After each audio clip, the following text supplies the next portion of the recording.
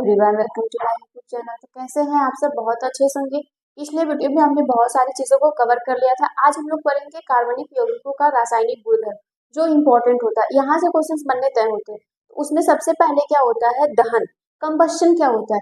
Combustion देखो first chapter में भी आपको पढ़ाया गया होगा, कुछ बच्चों को पता भी होगा। उसका एग्जाम्पल भी बहुत ईजी है। कंबस्शन ये होता है कि हम कोई भी रासायनिक अभिक्रिया करें, दहन मतलब आग लगाएं, तो उसमें क्या होता है कि आपको क्या मिले? हीट मिले, लाइट मिले और एनर्जी मिले। कंबशन। अभी देखो होली आएगा तो उसमें तुम लोग दहन करोगे, तो होलिका दहन का क्या मतलब हो रहा है?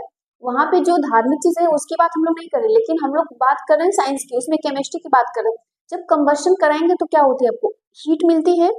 हीट मिलता है कि नहीं? एनर्जी भी मिलती है और लाइट भी मिलता है। मतलब ये हुआ कि बहुत ज्यादा आपको प्रकाश भी मिलता है और ऊर्जा भी मिलती है और हीट भी, ऊष्मा भी मिलता है, ताप भी आपको मिलता है। तो कंबशन कहने का मतलब ये है कि अगर आपको जहां पर ये सारी चीजें मिलेंगी वहां पर क्या आएगा? आपका कंबशन आएगा, अदरवाइज कंबशन नहीं आएगा। तो उसमें सबसे पहले क्या हेडिंग बनाओगे? दहन। पहले बनाओगे कार्बनिक यौगिकों का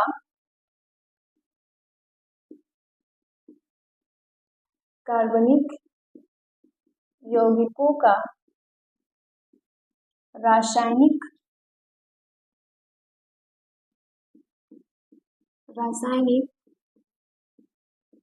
गुणधर्म। ठीक, रासायनिक गुणधर्म हम लोग पढ़ेंगे। उसमें सबसे पहले क्या है? दहन, जिसको हम लोग क्या कहते हैं बेटा? कंबस्शन। क्या कहते हैं? कंबस्शन।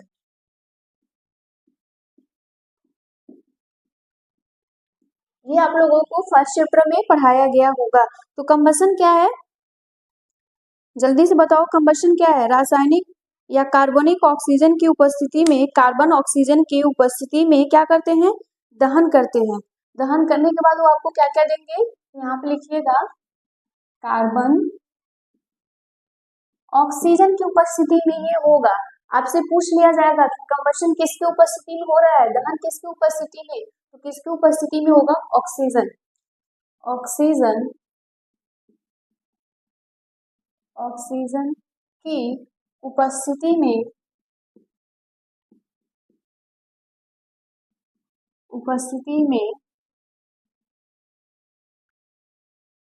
क्या करेंगे? आपको क्या देंगे? कार्बन डाइऑक्साइड उपस्थिति में अभिक्रिया करके, अभिक्रिया या दहन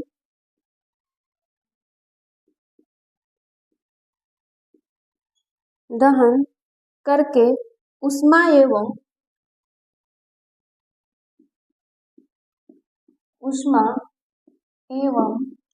प्रकाश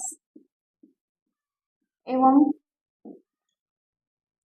कार्बन डाइऑक्साइड मुक्त करते हैं। यही आपका क्या है बेटा? कंबशन है। क्या है? कंबशन है। उससे हम लोग दहन कहते हैं, या फिर आप बोल सकते हो कि इस अभिक्रिया को दहन कहा जाता है। फिर उसके बाद असंतृप्त कार्बनिक यौगिक अत्यधिक काले धुएं देते हैं। मतलब अनसेचुरेटेड की बात हो रही है। देखो, सेचुरेटेड और अनसेचुरेटेड कार्बन पढ़ाया गया है। तो असंतृप्त जो कार्बनिक यौगिक होंगे वो अगर उनको जलाया जाएगा तो अत्यधिक काले धुएं देंगे। जैसे मतलब आप क्या करो, कोई टायर वगैरह जलाओ और कुछ भी जलाओ, देखो काला धुआं निकलता है। कभी खराब घी वगैरह भी जलाओ तो भी उसमें से सब निकलता है। तो वहां पे किसकी बात कर रही है? अनसेचुरेटेड मतलब असंतृप्त। तो लिखिएगा, असंतृप्त असंतृप्त कार्बनिक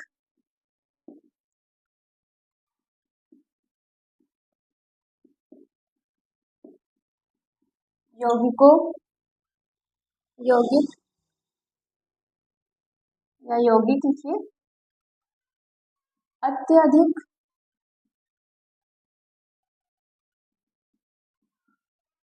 अत्यधिक काले धुएं देते हैं। धुएं देते हैं और उसमें क्या होगी? पीली रंग वाली धुएं देते हैं, तथा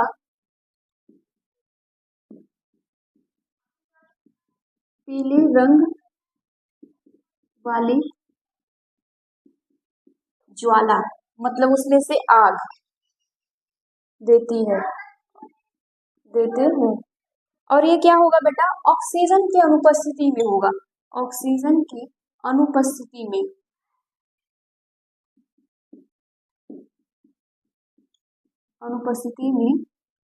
होता है। ठीक, किसके उस अनुपस्थिति में होगा, ऑक्सीजन की अनुपस्थिति में ये होता है। इतनी बातें समझ में आ रही है? ये किसकी उपस्थिति में हो रहा है बेटा, ऑक्सीजन की अनुपस्थिति में हो रहा है। एग्जाम्पल को हम लोग समझ लें, एग्जाम्पल इंपॉर्टेंट है यहाँ पे। ये क्या बोल रहा है कि आप कार्बन को जलाइए किसकी उपस्थिति में, ऑक्सीजन की उपस्थिति में। ये रहा कार्बन, ऑक्सीजन की उपस्थिति में जल रहा बेटा, तो क्या बनाएगा आपको, कार्बन डाइऑक्साइड देगा। क्या देगा, कार्बन डाइऑक्साइड देगा, हीट देगा एंड लाइट देगा। क्या देगा, लाइट। इसी की बात हो रही है ना। फिर यहाँ पर नेक्स्ट क्या है, हम मेथेन जानते हैं, मीथेन जल्दी से बताओ, CH4 कार्बनिक है या अकार्बनिक, कमेंट में बताना। ये किसकी उपस्थिति में जलेगा, ऑक्सीजन की उपस्थिति में जलाओगे, फिर से यही प्रोसेस होगी। फिर क्या निकलेगा इसमें से, वाटर भी निकलेगा बेटा, यहाँ पर वाटर निकलेगा, सेम चीजें यहाँ पर वही होगी, हीट एंड लाइट। ठीक, यहाँ पर ये हो गया। अगर हम किसी और की बात करें, एल्कोहल की बात करें, चलो एक क्वेश्चन है, कमेंट में बताना, एल्कोहल में एथेनॉल या मेथेनॉल दोनों में से कौन सा पीने योग्य होता है, किसको हम पी सकते हैं, एथेनॉल और मेथेनॉल। ये कमेंट में है, आप बताएंगे। C2H5OH किसको उपस्थिति में जला रहे हो बेटा, ऑक्सीजन की उपस्थिति में सबका हम लोग दहन करवा रहे हैं। किसका करवा रहे हैं, एल्कोहल है ये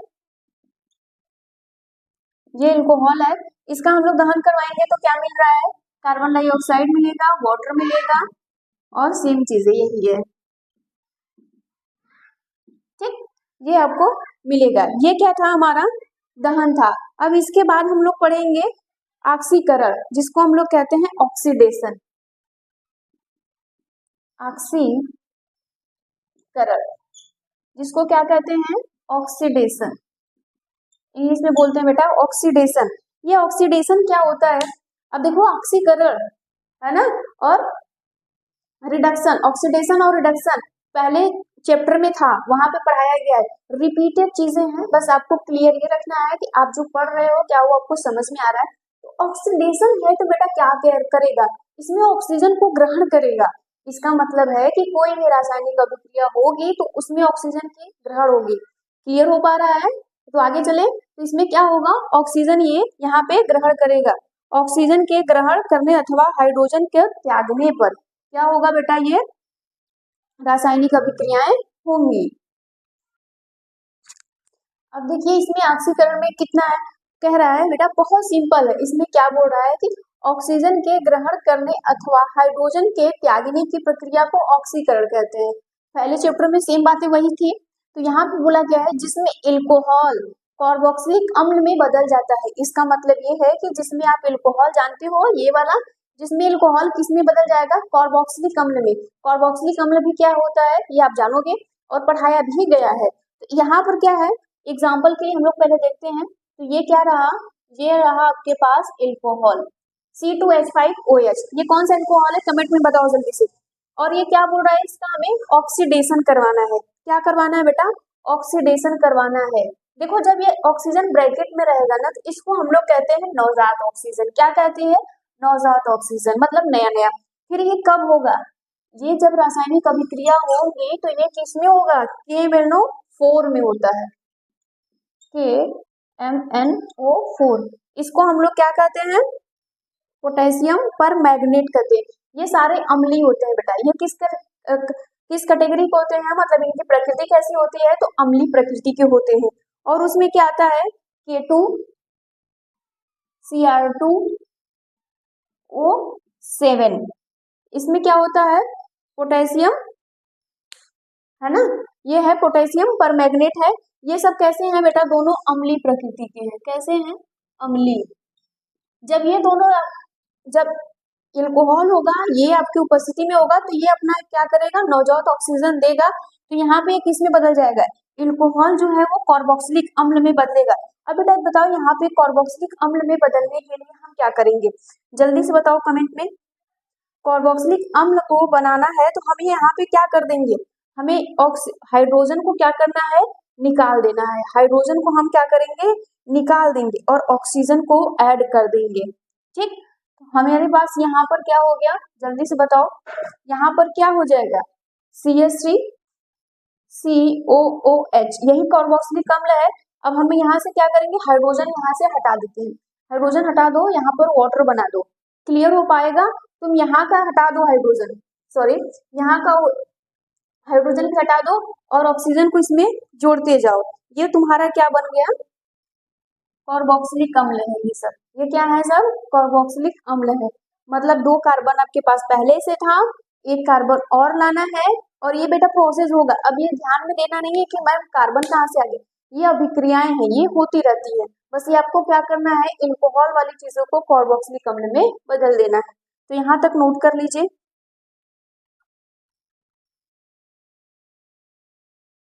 देखो संकलन अभिक्रिया, एडिशन रिएक्शन है ना, या फिर आपको एडिशनल भी बोल सकते हो। तो ये जो होता है बेटा ये इंपॉर्टेंट हो जाता है, क्योंकि ये पूछा जा चुका है कई बार। इसमें क्या होता है, बहुत सिंपल है, तरीके याद रखो।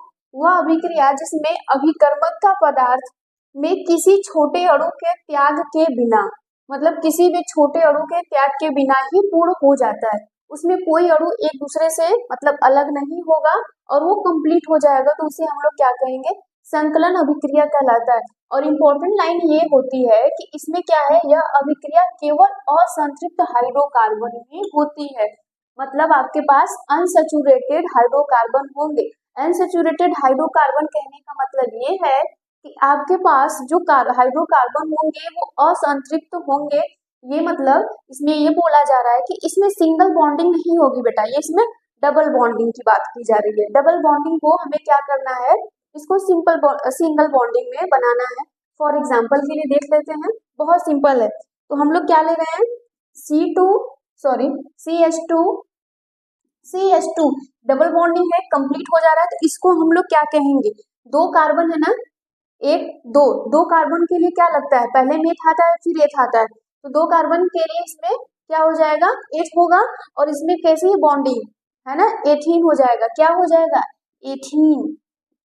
ठीक, अगर एथेन रहता है तो एक कार्बन एथीन है तो सॉरी एथेन होता है तो सिंगल बॉन्डिंग, एथीन है तो डबल बॉन्डिंग, एथाइन होता तो ट्रिपल बॉन्डिंग। ये क्या है बेटा, एथीन है, इसको हमें क्या बनाना है, सिंगल बॉन्डिंग में बनाना है। ये अभिक्रियाएं स्पेसिफिक होती हैं। ये अभिक्रियाएं किसके प्रेजेंस में करेंगी, निकिल होगा आपके पास और पीडी, मतलब यहाँ पर आपके पास क्या होगा बताओ, ये पीडी किसको कहते हैं कमेंट में बताना। और यहाँ पर हाइड्रोजन होगा और यही हाइड्रोजन जाके बेटा जुड़ जाएगा। यहाँ पर कोई एक दूसरे से मतलब अलग नहीं होगा, छोटा बड़ा अणु कोई भी बिना त्याग के बिना क्या हो जाएंगे, ये अभिक्रिया कंप्लीट हो जाएगी। मतलब ये जो 2 हाइड्रोजन है, एक हाइड्रोजन इसको दे दो, एक हाइड्रोजन इसको दे दो, इसकी डबल बॉन्डिंग हटा दो, इसको सिंगल में बना दो, तो यहाँ पर क्या हो जाएगा, CH3 हो जाएगा। इसका नाम बता सकते हैं, इसका नाम क्या हो जाएगा बेटा, एथेन है। ये क्या है, एथेन। हमेशा याद रखो डबल बॉन्डिंग को किस में कन्वर्ट करना है, आपके पास डबल बॉन्डिंग होगा उसको कन्वर्ट कर दीजिएगा सिंगल बॉन्डिंग में, यही आपके क्या हो जाएगी, एडिशन रिएक्शन हो जाता है। फिर हम लोग दूसरा देख लेते हैं। अब इसी तरह हम लोग वनस्पति तेल वगैरह भी है, उसको हम लोग देख लेते हैं। तो ये रहा आपके पास कार्बन रहा, ठीक, डबल बॉन्डिंग से जोड़ दो, ये दूसरा कार्बन हो गया, इसके अलावा आप R लगा दो। इसका मतलब ये है बेटा कि यहाँ पे आप कार्बनिक कोई भी यौगिक लगा सकते हो, CH3 CH2 जो भी आपको मन करे वो लगा सकते हो।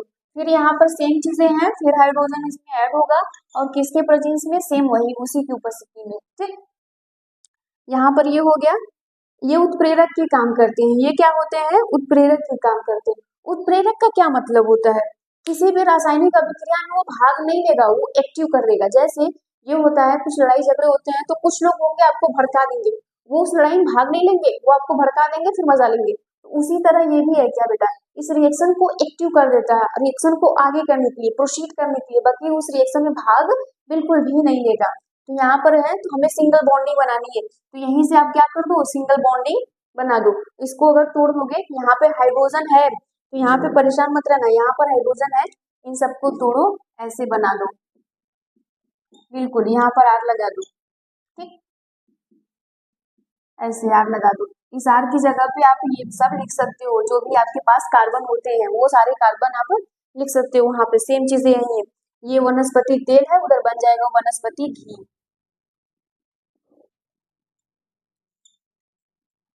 ये रहा वनस्पति तेल, ये हो गया वनस्पति घी, ठीक। ये अनसेचुरेटेड है और वो सेचुरेटेड है, क्लियर हो पाया। अब इसके बाद हम लोग पढ़ेंगे प्रतिस्थापन अभिक्रिया। क्या पढ़ेंगे? प्रतिस्थापन अभिक्रिया।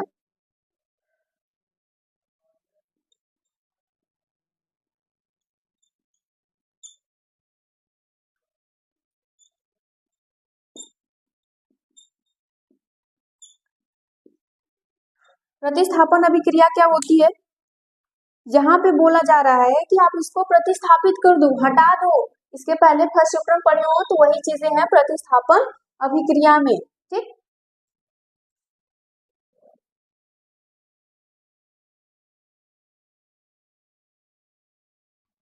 अब देखो, ये जब प्रतिस्थापन आपसे पूछा जाएगा तो आप कैसे कहोगे? प्रतिस्थापन जो होगा वो संतृप्त हाइड्रोकार्बन होगी, मतलब इसमें सिंगल बॉन्डिंग की बात कर रही है, सेचुरेटेड, अत्यधिक अनभिकृत छोटे हैं, है ना, ये कैसे होंगे? छोटे होंगे तथा अधिकांश अभिकर्मकों की उपस्थिति में अक्रिय होंगे, है ना, ये क्या होंगे? अधिकांश अभिकर्मक इनके पास जो होंगे, रीजेंट की बात कर रहा है, उनके क्या पास होंगे? ये अक्रिय हो जाएंगे। जबकि सूर्य की प्रकाश जैसे इनको सनलाइट मिलेगा, ये क्या कर जाएंगे? क्रियाशील हो जाएंगे, मतलब एक्टिव हो जाएंगे, ठीक है, एक्टिव होते हैं मतलब क्रियाशील होते हैं। और जिसमें से इंपॉर्टेंट बात ये बोल रहा है कि क्लोरीन एक एक हाइड्रोजन को प्रतिस्थापित कर देगा। क्लोरीन जो आपके पास होगा वो एक एक हाइड्रोजन को क्या कर देगा? वहां से हटाता जाएगा। तो ये आपके पास एग्जाम्पल ले लेते हैं, CH4 हो गया, इसके साथ क्लोरीन जुड़ा हुआ है, इसके साथ, सॉरी, यहाँ पर क्या बोल रहा है कि इसके साथ क्लोरीन, ये आपका क्या हुआ? संतृप्त हाइड्रोकार्बन हो गया, और ये रहा Cl2, क्लोरीन है। जैसे ही इसको सनलाइट मिलेगी, जैसे ही इसको सनलाइट आप दोगे या मिल जाएगी, ये क्या कर जाएगा? अपनी अभिक्रिया शुरू कर देगा। तो यहाँ पे पहले बोल रहा है एक एक क्लोरीन क्या कर देगा? एक एक हाइड्रोजन को हटाता जाएगा, मतलब यहाँ से एक क्या कर देगा? हाइड्रोजन को हटा देगा। तो यहाँ पे हो जाएगा CH3 और Cl, क्या हो जाएगा? CH3 Cl। तुम चाहो तो ये बॉन्डिंग नहीं दिखा के डायरेक्ट लिख सकते हो, तो यहाँ पे क्या बन जाएगा?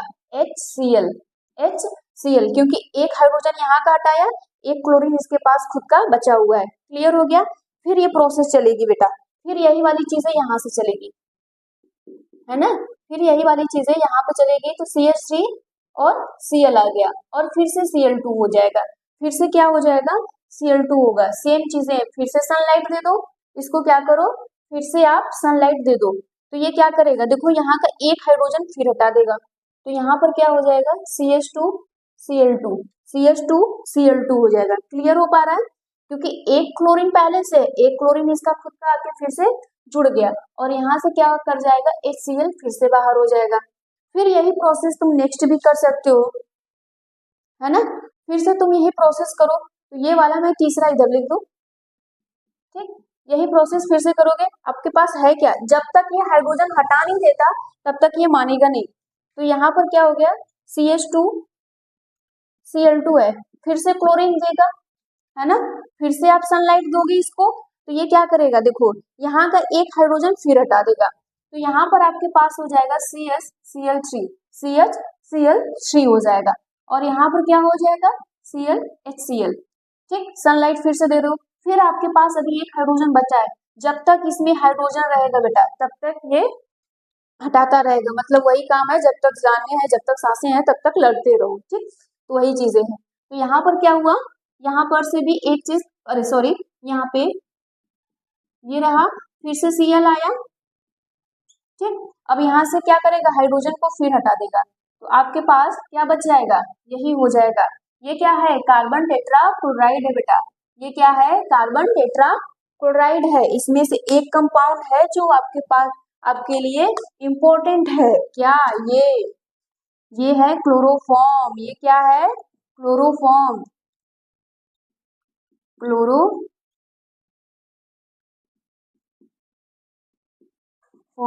अगर आप 12th में जाओगे तो आपको क्लोरोफॉर्म बनाने की विधि पूछ ली जाएगी, जो बहुत सिंपल सा है, ये 10वीं क्लास में भी पढ़ ली हो सकता है कभी आपसे एग्जाम में यही पूछ जाए कि क्लोरोफॉर्म कैसे बनाया जाता है संतृप्त हाइड्रोकार्बन से, तो सेम चीज यही है। ठीक, आपके पास क्या होना चाहिए, सबसे पहले CH4 होनी चाहिए, मतलब मीथेन होना चाहिए। मीथेन ले लो, क्लोरीन ले लो, सनलाइट ले लो, रिएक्शन करवाते जाओ। सिंपल सी बात समझो, जब ये रिएक्शन तब तक आपको करवाना है जब तक कि पूरा हाइड्रोजन खत्म ना हो जाए।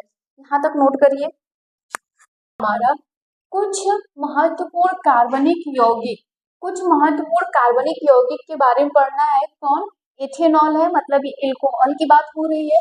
फिर कौन है, इथेनोइक अम्ल है, मतलब ये कार्बोक्सिलिक अम्ल की बात कर रहा है। ठीक, ये किसकी बात कर रहा है, कार्बोक्सिलिक अम्ल की बात कर रहा है। तो अब हम लोग इसके बारे में पढ़ रहे हैं इथेनॉल। पहले एल्कोहल वाली चीजों को बारे में पढ़ेंगे।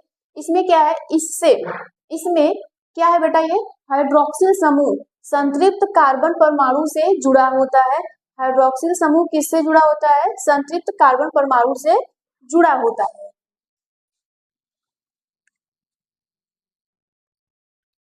अब ये क्या हुआ है, जुड़ा होता है। एथिल एल्कोहल को प्रायः स्टार्च युक्त, स्टार्च जानते हो, मंड हिंदी में कहा जाता है।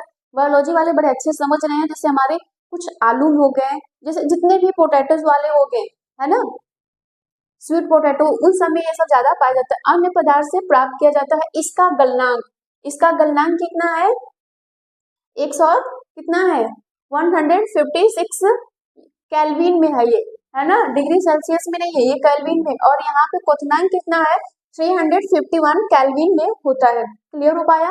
फिर रासायनिक गुणधर्म के बारे में पूछेंगे, यही देखो इंपॉर्टेंट हो जाता है। या फिर आपसे क्या कही जाए, 2 मार्क्स 3 मार्क्स में ये सब पूरा डिफ्ट में पूछ लिया जाएगा। तो ये रासायनिक गुणधर्म हम लोग पढ़ेंगे। रासायनिक गुणधर्म में सबसे पहला क्या है, एसिटिक अम्ल से जब हम लोग अभिक्रिया करवाएंगे किसकी, एल्कोहल की, तब क्या होगा, एसिटिक अम्ल यही है। एसिटिक अम्ल से अभिक्रिया करके एथिल एसीटेट बना लेगा। क्या बना लेगा बेटा, एथिल एसीटेट बना लेगा। और यह अभिक्रिया किसमें होगी, सांद्र H2SO4 की उपस्थिति में होगा, डाइल्यूट नहीं होगा, सांद्र होगा।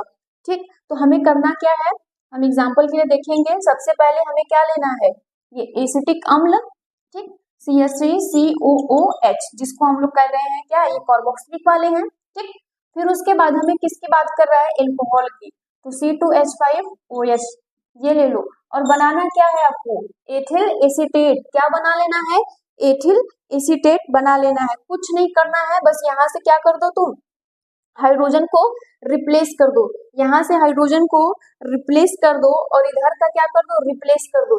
ये हाइड्रोजन हटा दो बेटा और यहाँ का ये हटा दो। इन दोनों को मिलाओगे तो वाटर बना लेगा। ठीक, इन दोनों को मिलाओगे तो वाटर बना लेंगे। वाटर पहले ही निकाल दो, फिर जो बच रहा है उसको जोड़ दो। CH3 बच रहा है, COOH बच रहा है, ये इधर वाला, और इधर जो बच रहा है उसको ऐड कर दो। यही हो गया आपका क्या, एथिल एसीटेट। क्या हो गया, एथिल एसीटेट हो गया, जो कि बहुत सिंपल सा है। फिर उसके बाद नेक्स्ट आता है धातु से अभिक्रिया। दूसरा क्या हुआ, धातु से अभिक्रिया। धातु से अभिक्रिया, जब ये धातु के साथ अभिक्रिया करेगा तब क्या होगा। ठीक, जब ये धातु के साथ अभिक्रिया करेगा तो क्या होगा, धातु से अभिक्रिया करके एथिल अल्कोहल क्या हो जाएगा, आप बोल सकते हो एथिल अल्कोहल धातु से अभिक्रिया करके एथॉक्साइड बना लेगा। क्या बना लेगा, एथॉक्साइड बना लेगा। तो आप लिखो एथिल अल्कोहल, हम डायरेक्ट लिखते हैं, धातु से क्रिया करके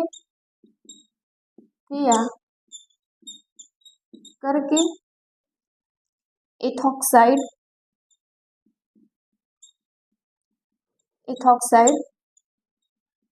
बना लेता है। ठीक, एथॉक्साइड बना लेता है, एथॉक्साइड यहाँ पर ऐसे ये हो गया, एथॉक्साइड बना देता है। तो यहाँ पर हम लोग क्या करेंगे, C2H5OH, ये ले लो अल्कोहल। अब तुम्हारे पास मेटल है, ठीक, सोडियम ले लो। अब यहाँ पे करना क्या है, सबको दो दो मॉलिक्यूल दे दो, मतलब ये दो मॉलिक्यूल, ये दो मॉलिक्यूल देने के बाद ये आपका क्या बना लेगा, इथॉक्साइड बना लेगा। हाइड्रोजन यहाँ से हटा देगा, तुम यहाँ का हाइड्रोजन हटा दो, क्या कर दो, यहाँ का हाइड्रोजन हटा दो, बाकी जो है वैसे ही जोड़ दो। यहाँ का हाइड्रोजन हटाओगे, एक हाइड्रोजन हटाओगे, है तुम्हारे पास कितने, दो मॉलिक्यूल, तो तुम दो हाइड्रोजन हटाओ, डायरेक्ट हाइड्रोजन यहाँ से निकाल दो ऐसे, ठीक। फिर बचा जो, उसको जोड़ दो, C2H5 है ना, वो हो गया। और यहाँ पे क्या लगा दो, सोडियम लगा दो, दो मॉलिक्यूल थमा दो इसको, ये आपका क्या हो जाएगा, रिएक्शन कंप्लीट हो जाएगा। ये बात समझ में आ गई, यहाँ तक नोट कर लो जल्दी से।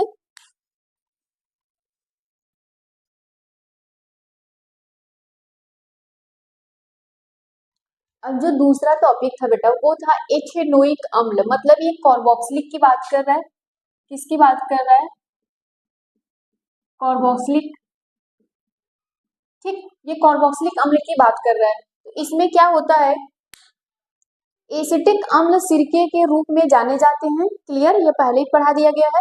यह एक रंगहीन द्रव्य, यह एक रंगहीन तीव्र गंध वाला, मतलब बहुत बुरा स्मेल करेगा। फिर संक्षारक द्रव है, ये क्या है बेटा, संक्षारक द्रव। इसका क्वथनांक कितना है, 118 डिग्री सेल्सियस, ये केल्विन में नहीं है। एल्कोहल व ईथर में विलय है, मतलब ये दारू और ईथर में आप मिलाओगे इसको तो वो घुल जाएगा। कौन, कार्बोक्सिलिक या एथेनोइक अम्ल।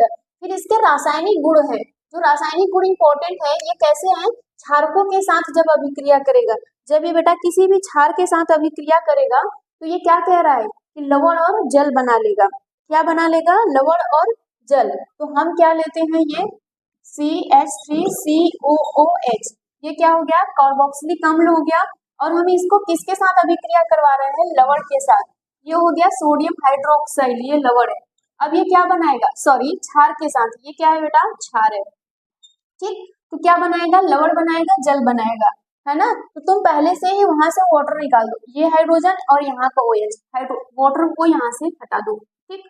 फिर उसके बाद जो बचा उसको जोड़ दो, तो यहाँ पर हुआ CH3COONA, सोडियम, इसी को हम लोग कहते हैं सोडियम एसीटेट। ये लवण हो गया, ये आपका जल हो गया, क्लियर। फिर दूसरा क्या बोल रहा है, धातु कार्बोनेट के साथ जब अभिक्रिया करेगा तो क्या होगा, धातु कार्बोनेट के साथ बताए हैं ना, मेटल बाई कार्बोनेट, ये सब हो गया, और कार्बोनेट भी ले सकते हो। तो आपको क्या बोला, बता रहा है कि वहां पर भी क्या बनाएगा, पहला चैप्टर पढ़े हो तो सेम प्रोसेस वही है, लवण बना रहा है, जल बना रहा है और कार्बन डाइऑक्साइड बना रहा है। तो जैसे में एग्जाम्पल, ठीक, ये आपके पास हो गया CH3COOH, है ना, ये कौन है, एथेनोइक अम्ल है। और इसका हम किसके साथ करवा दें, सोडियम बाई कार्बोनेट के साथ रिएक्शन करवा दें, कार्बोनेट के साथ करवाना ही है। तो ये क्या बनाएगा, लवण बनाएगा। तो बेटा यहाँ से हाइड्रोजन हटा दो, सोडियम लगा दो इसको, CH3COONA। फिर यहाँ से क्या बनाएगा, वाटर बनाएगा, देन क्या बना लेगा, कार्बन डाइऑक्साइड बना लेगा। ये आपकी अभिक्रिया कंप्लीट हो जाएगी।